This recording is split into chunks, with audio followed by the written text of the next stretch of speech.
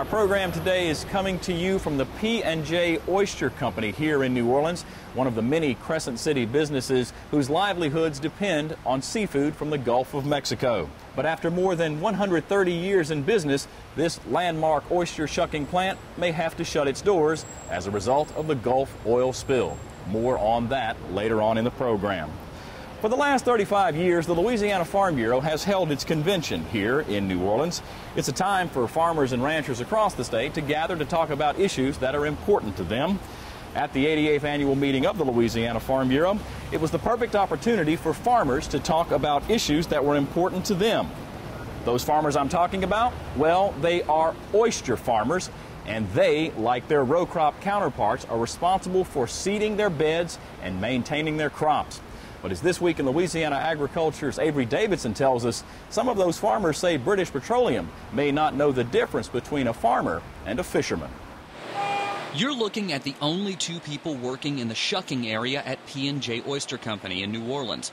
And watching cars go by is not their regular job. For the first time since 1876, there is just no oyster to shuck. Our areas that we normally process from, the premier oysters that P&J gets our product from, is no longer productive. We're closed down right now. Sal Sanseri says he had to lay off more than half of his workforce because the British Petroleum oil leak forced the closure of harvesting areas 9 and 13, areas where oyster farmers care for the water bottoms.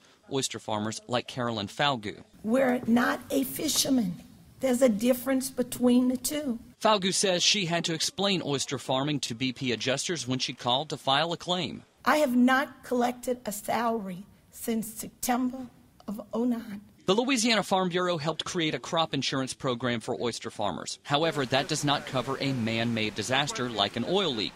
Now, Falgu and other oyster farmers are hoping Congress will add them to the next farm bill. Well, any recognition of oyster farming is a good thing because it's different than oyster fishing. It takes much more of an investment to be an oyster farmer because of the investment in improving the water bottom to support a crop of oysters. We just like the soybean people, the corn people, sugar cane. P&J. One difference Sanseri points out is regulation. While he opposes a moratorium on offshore drilling, he supports companies following the rules, just like he does when it comes to oyster processing. There are safeguards, regulations, rules in place for oil production.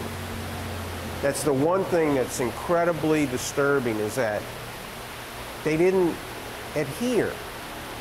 I mean, and what plan is in place for this type of catastrophe? That's what hurts the most.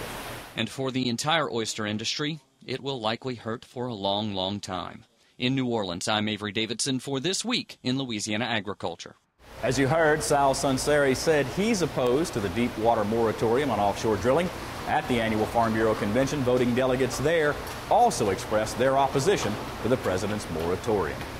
Well, here at the P&J Oyster Company right now, these tables would normally be a flurry of activity.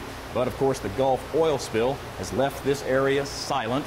Here in New Orleans, it's tourist time. The restaurants and the streets are full of tourists. And, of course, they're not probably eating a lot of oysters. Sal Sanseri says at his facility already, he's had to lay off a dozen people.